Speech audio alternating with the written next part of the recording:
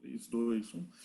Bom dia para você que é de bom dia, boa noite para você que é de boa noite, boa tarde se você estiver assistindo isso no YouTube. Você está no bate-papo Mayhem e a gente em 2020 continua preso em nossas casas.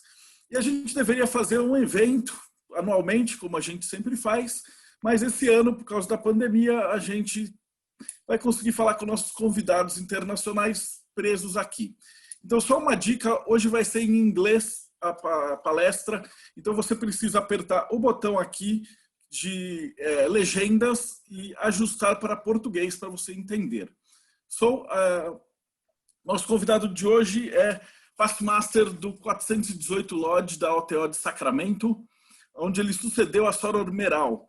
Ele também é o soberano grande inspetor-geral da Ordem, fundador da Autopsicologia Guilda, membro do Advanced Initiation Training Team, bispo da Eclésia Gnóstica Católica, chanceler e fundador do Templo da Silver Star. So, I'd like to welcome you very much, Mr. David Shoemaker. You're very, very welcome to be with us here. Thank you so much. How are you doing?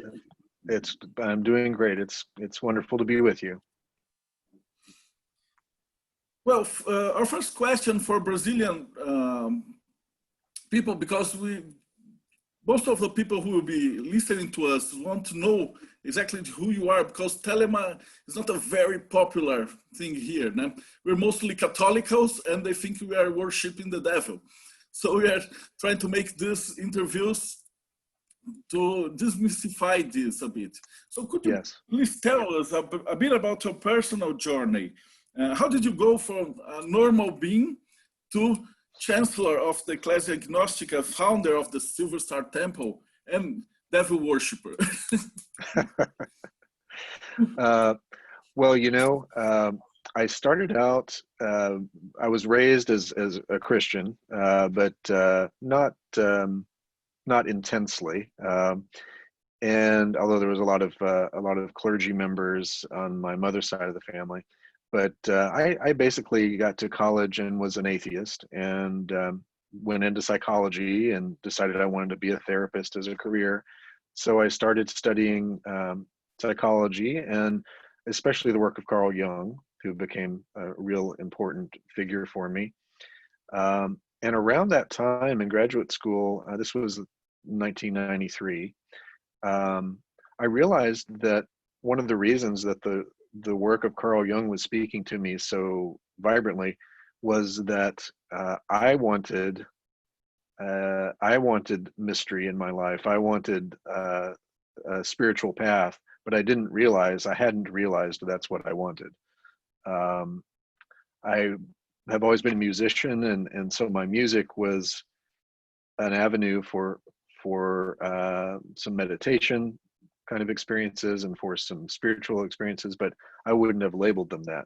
So finding Jung made me realize that first of all, I needed to approach psychology with a theory that had space for the mystery of life, you know, that could explain the depths of the human soul in ways that were satisfying to me. And so at that point, I started looking around for a tradition of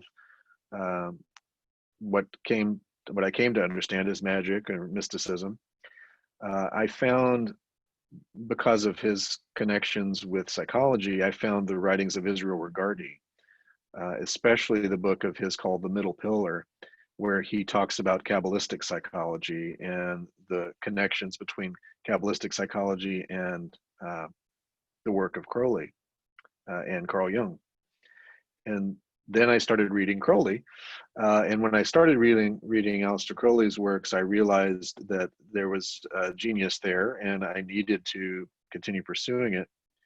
And I also knew, I don't know how I knew this, but it just hit me that this would be my life's work, that bringing psychology and magic together and working that path myself would be what I should do in the world.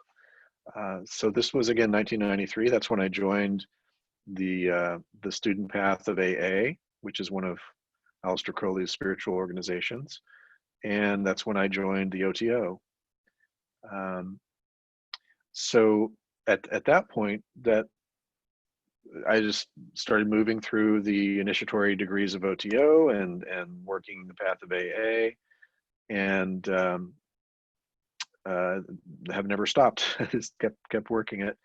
Got very involved in the national leadership in OTO, and eventually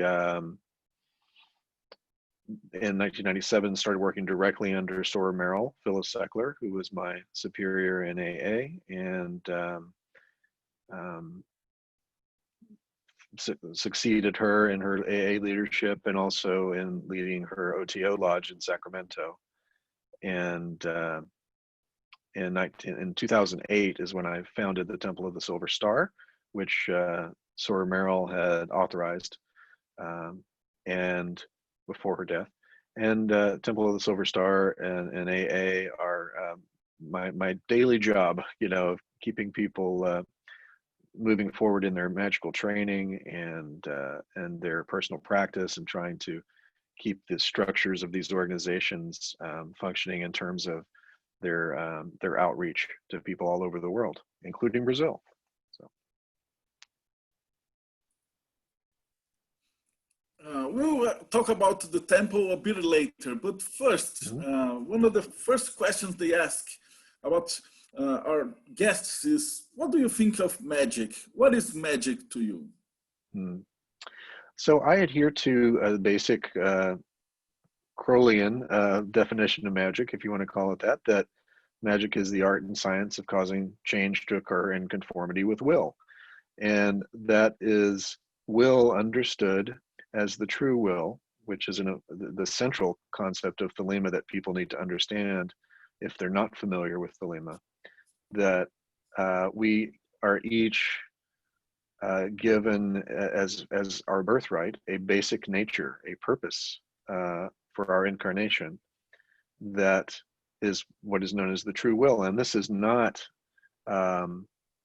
simply the will or the whim of the ego, of the personality. This is the will of the deepest inmost self, that is the truest sense of who we are. And so when in Thelema we seek to live our true will, what we are doing is essentially saying that we are going to discover our basic nature and attempt to live a life that honors that, and also, importantly, makes room for other people to do the same. So we try to reduce conflict between people by encouraging everyone to find their true will and live it out, and leave space for others to do so. So magic is ultimately, when done correctly, is the art and science of constructing not just rituals, but constructing your life, your reality, to change in conformity with your true will, to forge your path so that you can grow and help others grow by giving them space to find themselves and live their own lives. So it's a very, in that sense, a very libertarian philosophy where the freedom of the individual is extremely important. And for those who don't know anything about Thelema, it really is not, doesn't have anything to do with Satan worship.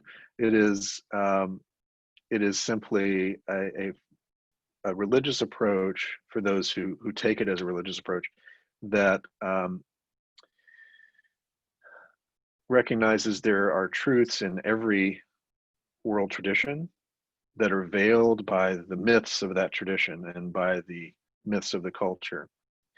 But Thelema seeks to find the best parts of all these traditions and use what works, and not buy into necessarily the doctrines of the external religion, but the essential practices of the tradition. I think it's Thelema has been maligned and misunderstood for a couple reasons. One is that in embracing all different traditions, you're always going to upset someone. Someone who's a Christian may be bothered that there are pagan elements in Thelema. Someone who is Christians seem to be more bothered than a lot of other people.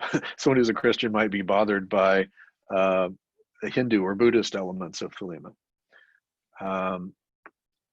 And another reason that Thelema has been misunderstood is that people have heard Aleister Crowley's statement, "Do what thou wilt shall be the whole of the law," and misunderstood that to mean do whatever you want.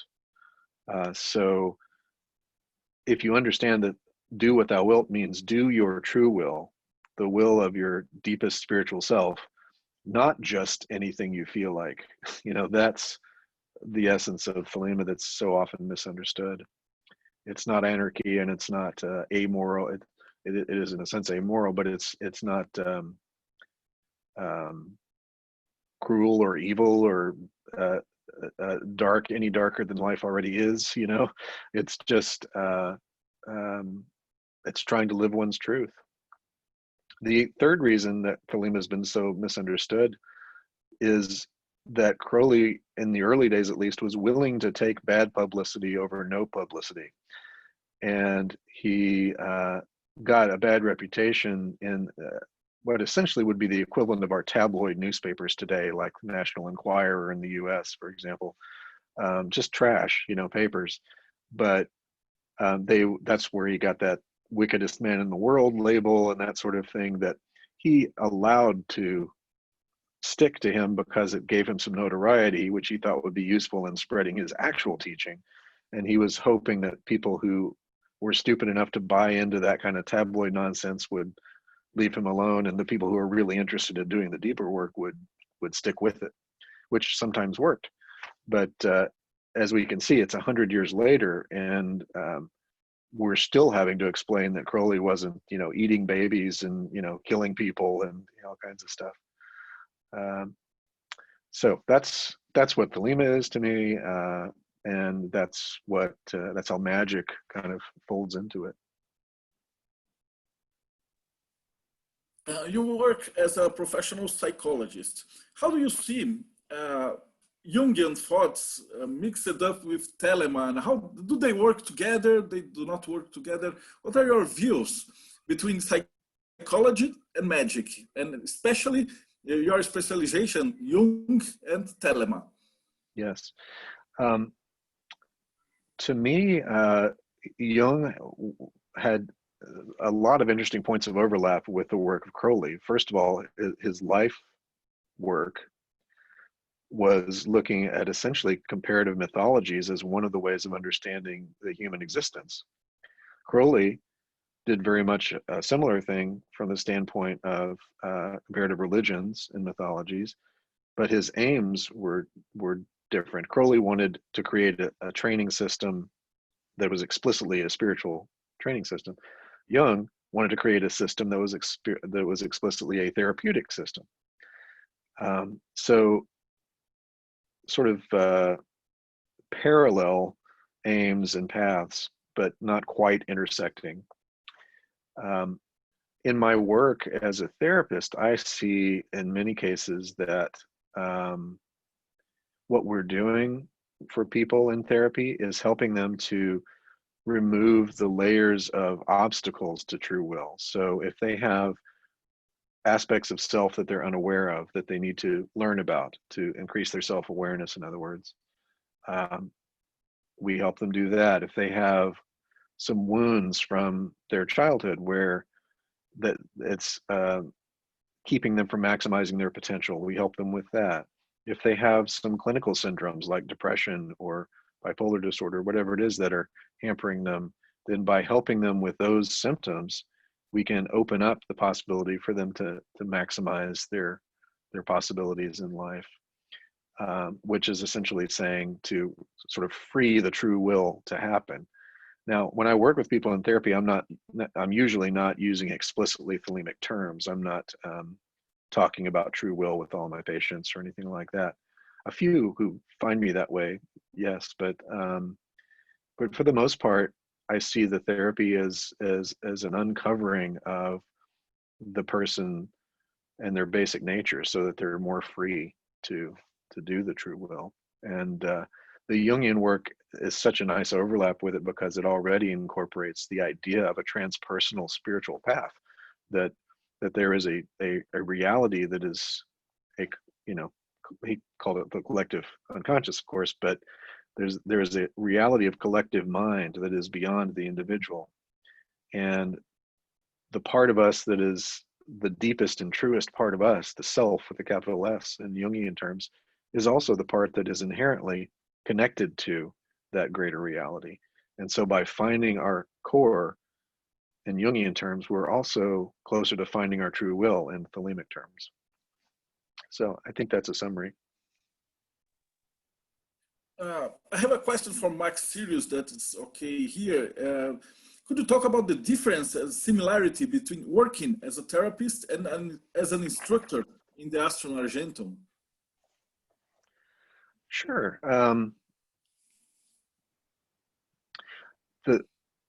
There's probably several ways to answer that, but I'll just start and see where I get with it. First of all, when I'm working with a student in AA or in Temple of the Silver Star, there are certainly elements of what we might call pastoral counseling that are involved in that, you know, helping them with life issues as it interacts with their magical path. But of course, with the magic student, I am going into all kinds of teachings in terms of ceremonial magic practices and meditation, Raja Yoga, the whole set of Crowley's instructional writings that have, you know, different rituals and different practices. And none of that is happening in the therapy. In therapy, it's going to be much more focused on obviously on the psychological side of things, with space for talking about their spiritual path if they want to. But I would never bring that into therapy by default and just assume that someone wanted to take a spiritual slant on things. Also, in the bulk of my work in magic now is in administering these orders, AA and Temple of the Silver Star. So that involves a lot of structuring of training and overseeing teachers who are teaching others, and that's a different kind of work, obviously, than individual psychotherapy.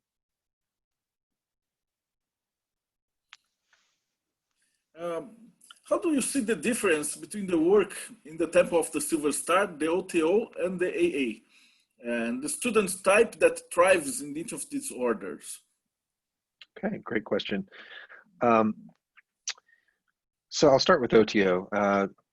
OTO was an order that pre-existed Crowley, of course. Crowley came along and took over around 1922 and formulated it as an expression of the law of Thelema in a quasi-Masonic context, so the Freemasons. So the idea was to collect a lot of the Masonic traditions, the more mystical leaning Masonic traditions, and pull them together in one track of initiation.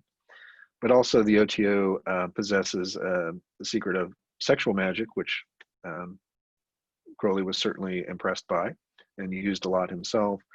And so that is the technology that OTO in particular employs in its highest degrees. But the key thing for most people to understand about OTO, who, if you're interested in Thelemic organizations generally, is that it is framed on the initiatory patterns of Freemasonry and is not a training and teaching order in the same sense as AA or Temple of the Silver Star. Its aims are fraternal and social primarily, and one learns in the system by taking the initiatory degrees and trying to understand the mysteries being taught. But you're not testing on your asana, your posture for yoga to pass to the next degree. You're not being tested on magical ability per se to pass to the next degree. It's a social and fraternal organization that is attempting to change society. So that's a very different aim from AA and Temple of the Silver Star. So in AA, what Crowley was attempting to do when he and George Cecil Jones formulated the system in 1907 or so was to take, as I was saying earlier, the best of magical and mystical traditions around the world and find the parts that worked, the techniques that worked, throw out the dogma that was and doctrine that was just in the way, and structure it so that on a pattern of the tree of life, much like the original Hermetic order of the Golden Dawn, structure it on a grade system on the tree of life so that people could have milestones. And the key with the training of AA is that you have one teacher and one teacher only. So your whole experience is just working directly with your teacher. Now, one teacher could have multiple students, but each student only has one teacher. And the point is that this is not a social order at all. There are no group rituals other than a couple of initiations in the early stages. And it's not organized into temples or lodges or anything like that. You just work with your teacher. And you get tested and trained, and you don't pass to the next grade until you can demonstrate the skill that's being tested, such as astral travel, meditation, postures, asana, the path of Raja Yoga generally, and certain levels of knowledge in terms of memorizing correspondences and things like that. Now, finally, in the Temple of the Silver Star, we are a couple things fused together. We are a lineal successor to the original Golden Dawn. We have an unbroken lineage tracing back through more than 100 years to Mather's Golden Dawn. And also we have the AA flowing, and we are supportive of AA as an organization. So we have the Thelemic influence, but we also have the Golden Dawn influence. So Temple of the Silver Star is a Golden Dawn patterned order that is made Thelemic. And we have two tracks. We have an initiatory track for people who want initiatory degrees and training, where they do participate in group rituals every month and also do their personal work, and you turn in a diary just like an AA, and you don't pass to the next degree until you have been tested on certain things. But it's in a group setting, and it's structured like the Golden Dawn. And we also have an academic track where people can do self-study with an assigned teacher, but it's not initiations, it's not group ritual, except maybe if you're attending a class on it or something. But it's not like the Golden Dawn in terms of initiatory degrees. So that's the academic track. We have Temple of the Star operative around the world, including a campus of the academic track in Brazil. And people can find out about that if they go to TOTSS.org, so tots.org,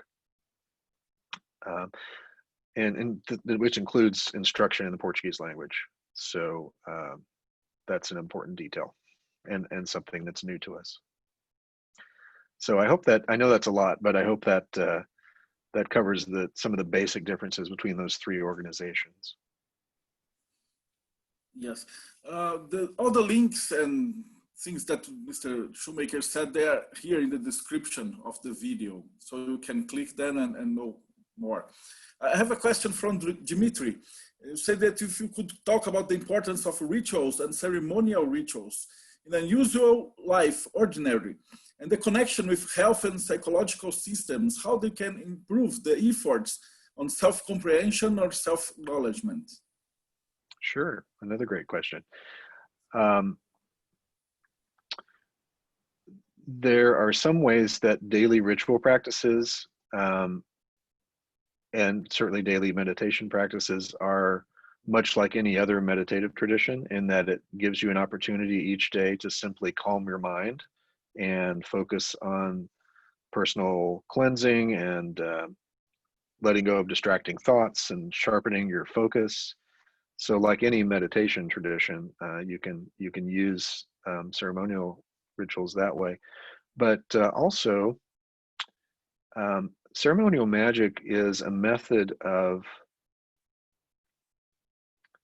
obtaining certain changes and results in your life by harnessing what we call correspondences and associations. So we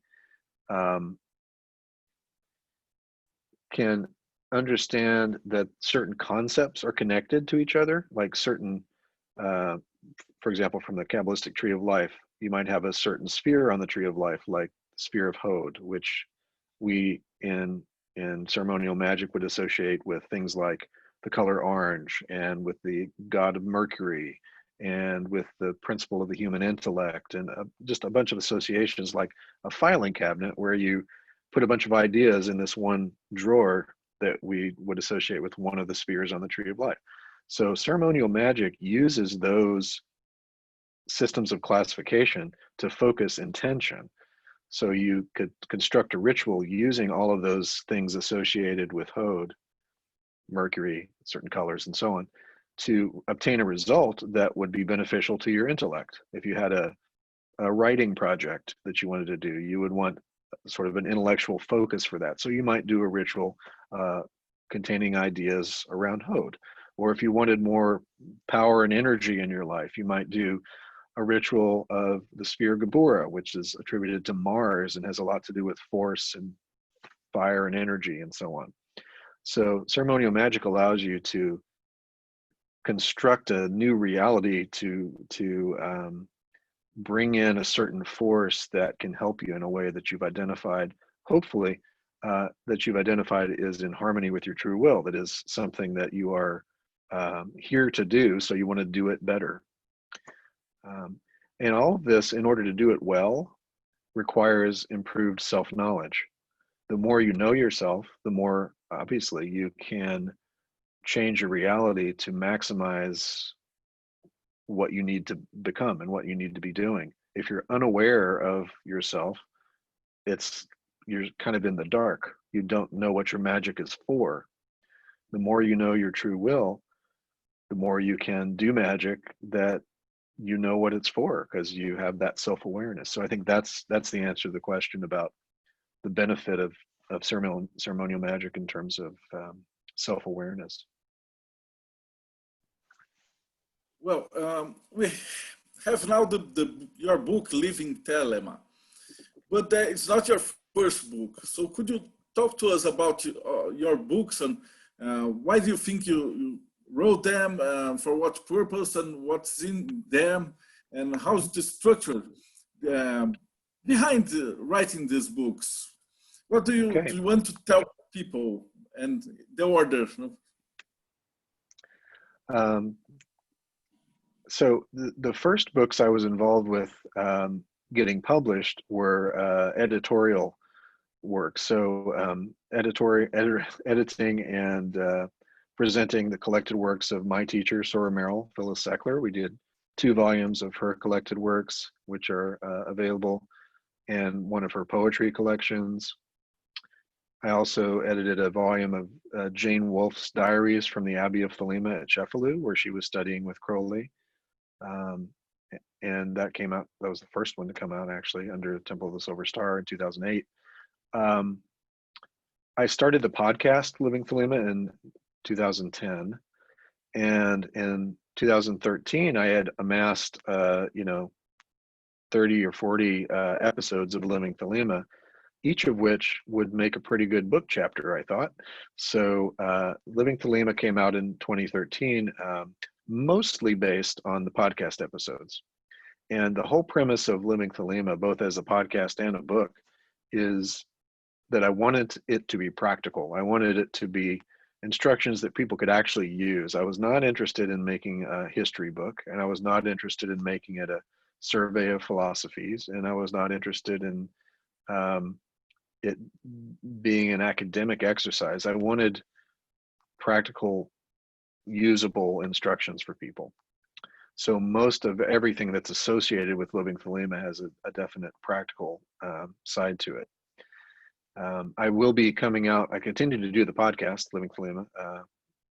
I resumed new episodes a few months ago.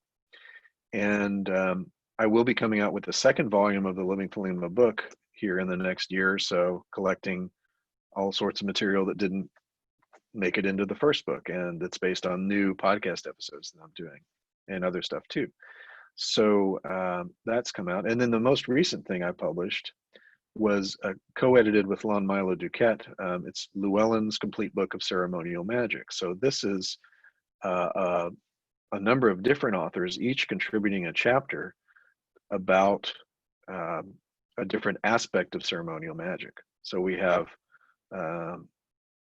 sort of a spirit evocation chapter and a golden dawn chapter and an alchemy chapter and a Thelema chapter, which I also wrote, and paganism chapter, whole chapter on Kabbalah. So it's a really good starting place for anybody interested in ceremonial magic. And that's out from Llewellyn Publications, of course. I also published a book in 2016 called The Winds of Wisdom, which is the record of my scrying of the 30 Enochian Aethers. The same scryings that Crowley did that were published in The Vision and the Voice. So that book is available, and in addition to the full transcript of all the visions, at the end is the methodology I used. So if someone's interested in doing those kinds of aether scryings, they can pick up that book and have a complete guide to how to do it. So I think that's a pretty good summary of the books. Well, I have some more questions here from Breno. He said how it was working with Soror Meral. She was wonderful and was really for the last decade of her life my closest friend, and in addition to being my teacher and a co-worker, and essentially in magic. She was extremely sharp, and that sharpness was often mostly dedicated to teaching, but sometimes she was really good she was a good psychologist, essentially. Even though she wasn't trained to be one, she got people, and she understood people well, and would not put up with people who were having ill intentions. It was delightful to be able to work with her. I used to live an hour and a half away from her when she lived in Oroville, California, and I lived in Sacramento, California. I now live in North Carolina, in the eastern part of the U.S. And I would go up there every month at least and talk to her, and she would teach classes out of her home there. And I just felt lucky to be alive at the same time on the planet as her. She was the highest ranking Thelemite in the world, and I felt it was an incredible honor to be able to work with her directly and be her student. I have a question from Diana. She says, do you believe that there will be a change in the way of practicing magic after all this event generated by the pandemic? How do you see this tendency to withdraw and perform rituals individually or collectively? How do you think magic will change from now on? Well, I can tell you one thing that's already changed, and that is that we've gotten a lot more inquiries about AA because people know it's mostly solitary. And people have a lot of free time that they didn't have as much of when they were going out of their house. So staying home has resulted in a population of people who are actually seem to be more interested in doing the inner work than ever before. People who are picking up meditation for the first time, people who are reaching out for training that they can do at home in terms of magic. I do think, in terms of how magic will change, I think one of the primary ways it has already begun changing is for people to utilize technology in new ways in regard to shared rituals. You're seeing online rituals more than ever, where people are in different places simultaneously doing some component of a ritual, but maybe on a video feed with all the other people doing the ritual. So things like that were possible before the pandemic, but I don't think people were as called to do that sort of thing before they didn't have any other option. Whether magic will change permanently as a result of the pandemic in terms of that sort of focus on more individual work, or the technology side of it, is I don't know. I suspect with most things, as with most things, society will adapt again when things change again, and then some of what we've experienced with the pandemic will go back to the way it was. but I don't think people. I think there's a new appreciation for the value of technology in magic that probably will always be affected by what we've all been through together. I have a question from Cesar. He said, what were your impressions in the Enochian work? You said you had a book about the 8 years. So could you tell us Yes. about your experience in evoking what happened and some funny case? Sure. So the book again was the Winds of Wisdom, and the first thing that is compelling and important to say about that particular Enochian work is that it is initiatory in and of itself. As I went through the aethers, and you can certainly see this in Crowley's scrying as well. As I went through the aethers, it was clear that I was having to transform myself as I did it. And sometimes I realized that I couldn't go on to the next one until I had accomplished a certain task, an inner task or an outer task. Sometimes I would intend to go on to the next aether, like the next day, but it would end up being 6 months. And then when I finally get around to it, and I went into the next aether, the communication that would come through would make it clear that I had to wait, that it had to be delayed because I had work I had to do. And I didn't realize that that's why I was doing that work, that's why I was doing that growth. So anybody who approaches the Enochian aethers like that should be aware that it will change you. I do think it's safe. I don't mean to sound like it's should be scary. I never got the sense that any of these entities were out to harm me or anyone else. I think the worst thing that can happen from doing these aether scryings is that you won't get much that's useful because your own level of preparedness is not sufficient. So I think the worst consequence is that you've kind of wasted your time because you didn't do some additional inner preparation before you did the scryings. But the other thing that was really apparent to me after doing the series of scryings was that I was learning things that I couldn't have thought of myself. I know I couldn't have thought of these things myself. And so the material itself from these visions proved to me that I was accessing something beyond myself.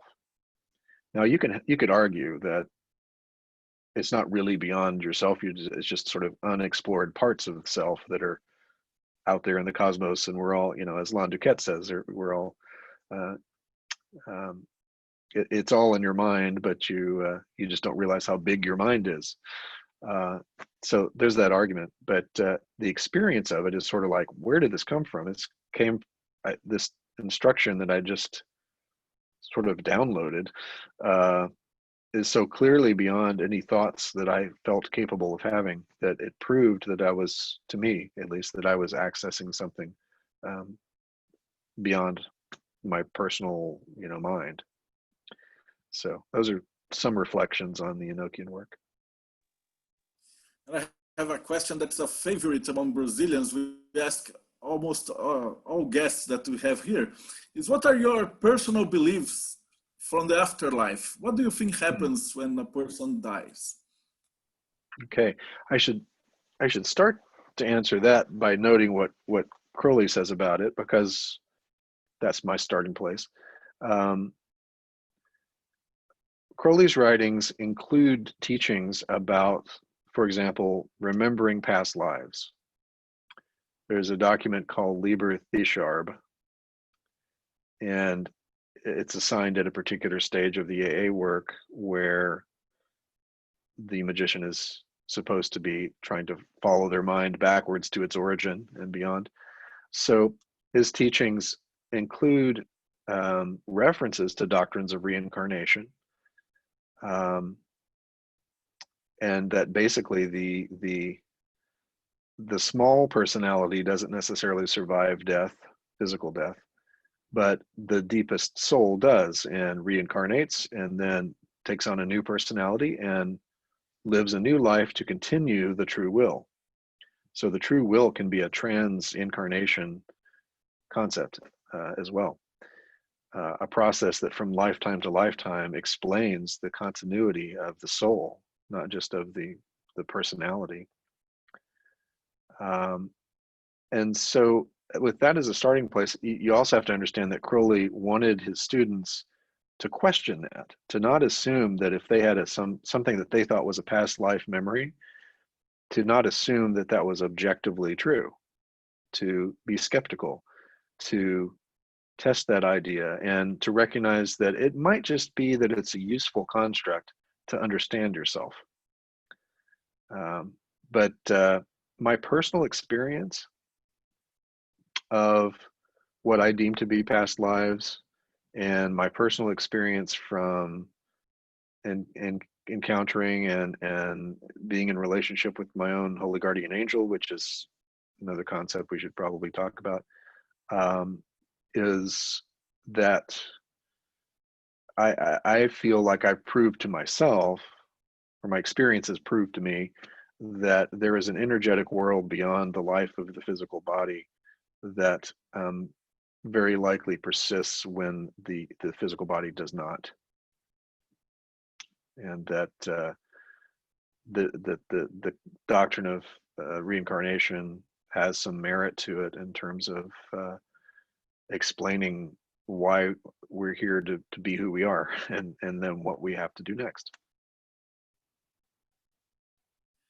Well, I have a question from Priscilla. It's about the Holy Guardian Angel. You already mentioned it, but how was your experience in the search for the Holy Guardian Angel, and how that happens to you, your personal experience? Holy Guardian Angel is Crowley's term for that entity or aspect of self, depending on who you ask, that when you connect with it represents a personal enlightenment, where you are instructed more fully in your true will, and you are on the path to become a sort of a complete human, in that you have tapped into the source of spiritual force unique to you. The good thing about the Holy Guardian Angel concept is that you don't have to know what it is, because when you do the work and get to that point of attainment, it will all make sense, and it won't matter what you were told it was going to be about, or what you read it was about. What will matter is your own individual experience. So I encourage people not to worry too much about what is the Holy Guardian Angel. If you just do the steps, those keys will be given to you, and the doors will be unlocked in terms of understanding. For me, the encounter with the angel, which was in 2004, opened the door to the unfolding of almost, well, for the rest of my life, the work I've been doing in Thelema and in psychology and in every other aspect of my life has been informed by my by that attainment. Because once you know your true will with that degree of certainty, you have to live a life that is suited to it. That's the next step. That's the task. It comes down to karma, which I see someone asked about. That the karma yoga of Thelema is knowing your true will and then working in the world to build a life that that honors it, that makes space for it, that does away with obstacles to it. I think that's answering both the karma and the HGA question. Yes. I have a question also from Cassia. Said early on you related Crowley and Jung both in terms of timeline and their work, especially how they make sense together for you. There are some post-Jungian authors such as Paul Young, Eisendra, Susan Holland, Ricky Tanner, and others that have been reviewing Jungian theory from a female and feminist state view. Do you see the same being done in Crowley's work, especially by women? Yes, I'm encouraged by signs of that in Thelema and hope it happens more and more. Of course, you're speaking to someone whose biggest an influence in Thelema was a woman, and you know, having Sora Merrill as my teacher um, made it absolutely certain that I was going to understand the value of women in Thelema, and certainly one of her big uh, you know, one of the things she felt strongly about in her life and wanted to be sure um, was carried forward was, you know, the importance of having women in positions of authority within Thelema and understanding the feminine perspective uh, as it applied to these basic concepts of magic and mysticism and life itself. So certainly Sora Merrill's writings have been important. And I think we've seen in the last 5 or 10 years, especially, a lot of female authors coming out in the Thelemic world and starting to be more recognized as they should be. So I would love to have a Thelema, and I'd like to, in the rest of my life, to see a Thelema that was much more influenced by the perspectives of women, and you know, the problem, as with many things in the world, is that there's been far too much male monopoly of certain groups and things like that I would like to see change. And about that change, I had a question from Lucas Fortunato. He said, Thelema's purpose a way to achieve true will, but Thelema also purpose a path for the evolution of humanity. Crowley said that humanity will have to face immense challenges. We lived through world wars. Today we are more than 8 billion people coexisting, and the ecological problems. Is there anything Thelema would have to offer to humanity? What is Thelema's greatest contribution to current times, in your opinion?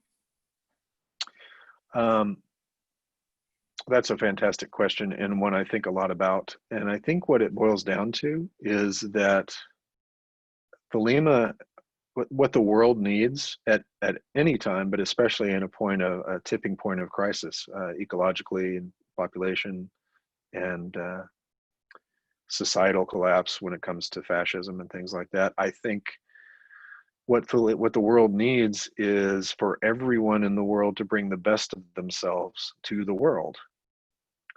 The best hope for the world evolving and surviving and getting healthier is for each person to know themselves, discover their true will, and try to do it, and leave space for others to do the true will as well. So that what that means in practice is that everyone's true will is a service to the world. That by attempting to live out our true will, not only do we bring the best of ourselves to the world, but we maximize the possibility of making the world a better place, because our own unique gifts are what we're bringing to the world. We're like any ecosystem thrives when every part of it is able to play its part, to play its role. And so for the human ecosystem to survive and evolve, each of us needs to find what our role is and do it.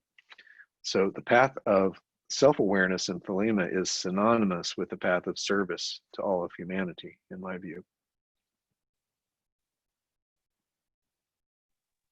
I have some questions about Brazilian things.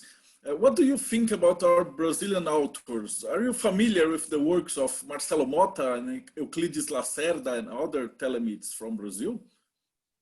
I have to say, I am only familiar with Motta's works. I'm aware of the other authors you mentioned by name, but Motta is the only one that I've read myself.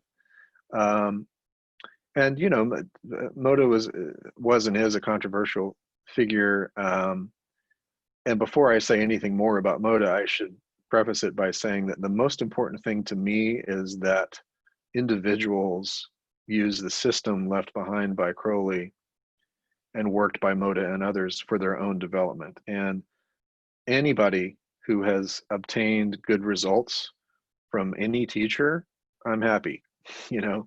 So I have pros and cons I can think of about Moda as a person, but that's secondary to the fact that if anyone is following in his footsteps and has gotten good results for themselves and feel like that's been helpful for them and they found a spiritual home there, then that's beautiful, and I'm really happy that that's the case. The main controversy involving Moda in terms of Thelemic organizations is successorship when it comes to OTO and AA, and both reasonable and unreasonable people can disagree on the answers to those questions. I don't know if it's that useful for me to go into all the details of that, of the succession issue and such, just because it's so complicated, and could probably spend a couple hours just talking about the intricacies there. But I think in summary, what I could say is that I do believe that in terms of succession to Crowley and Germer, that Sora Merrill had the best claim to be the rightful heir to that, if you're going to narrow it down to one. But that said, I appreciate the work that everyone does under the banner of AA, and that is the most important thing, far more than who's right or wrong. And the next question from Dimitri also.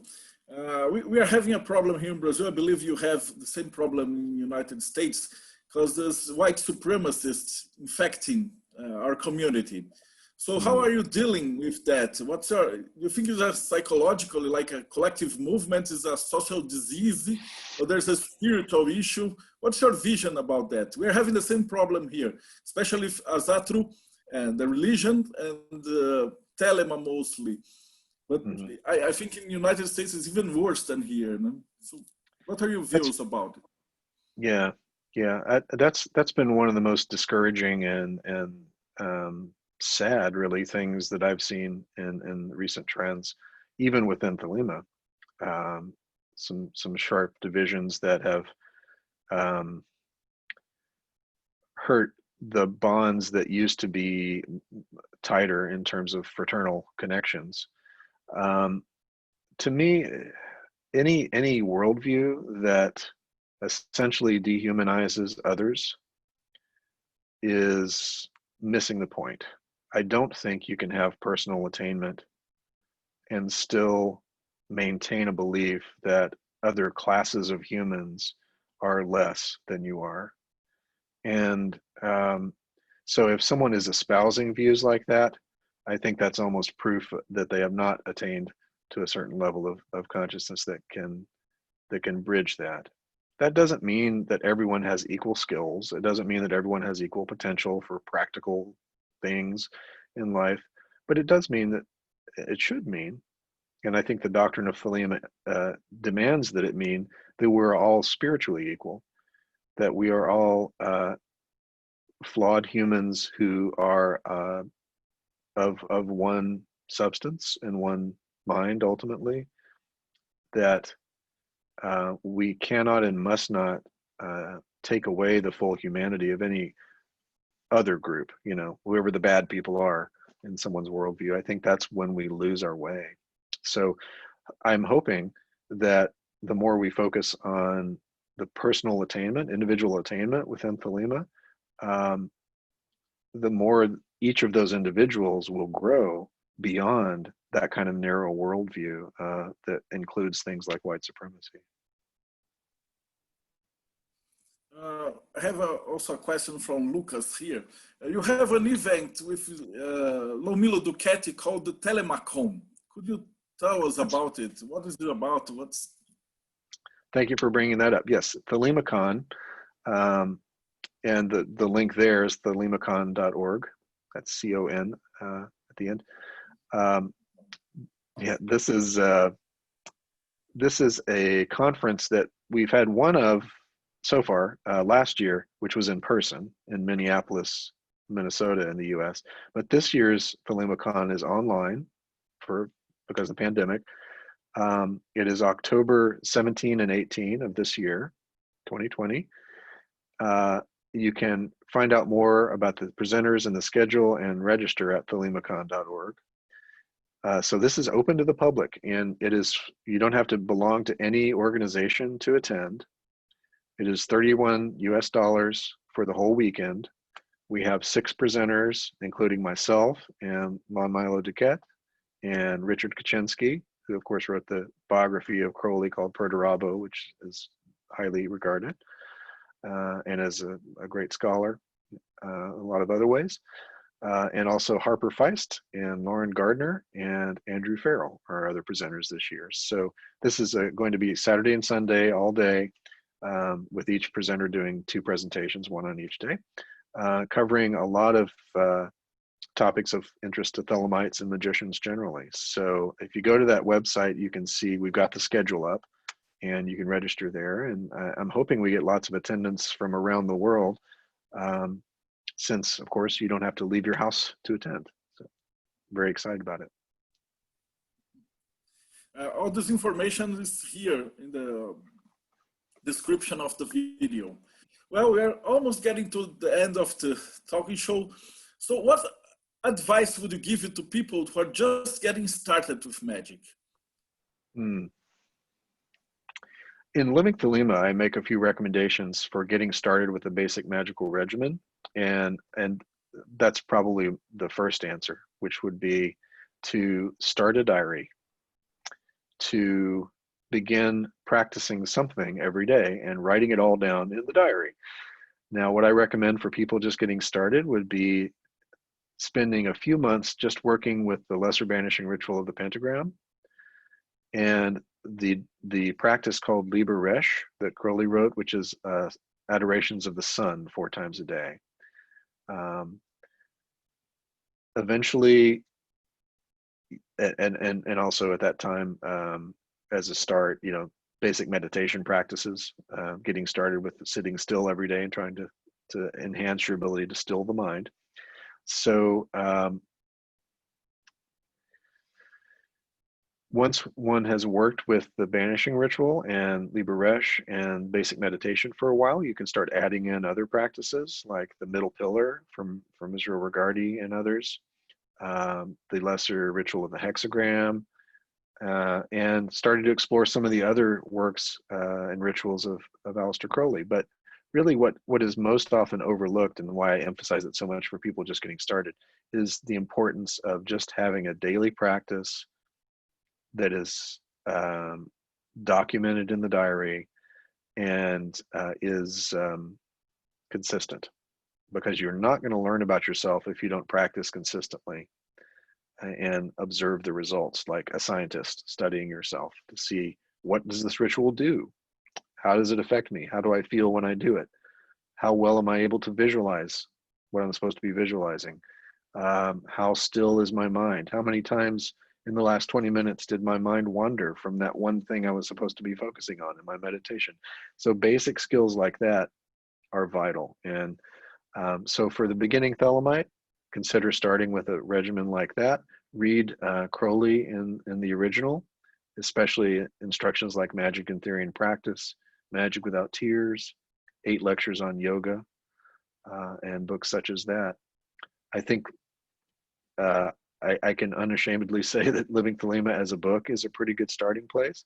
I would also recommend the work of Lon Milo Duquette and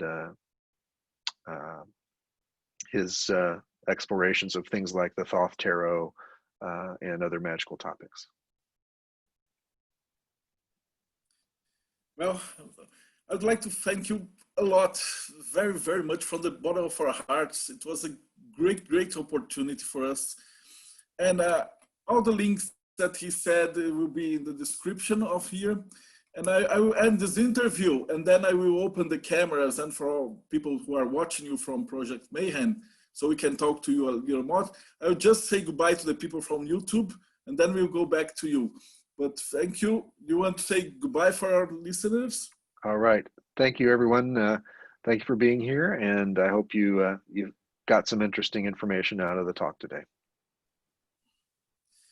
And ok, people, e muito agradecido por hoje. Então, se você ainda não assinou, aperta o like, põe para seguir o canal, aperta o sininho e essas coisas de YouTube, de tudo. Então, agora a gente vai conversar um pouquinho com o David Shoemaker e a gente se vê no próximo bate-papo Mayhem.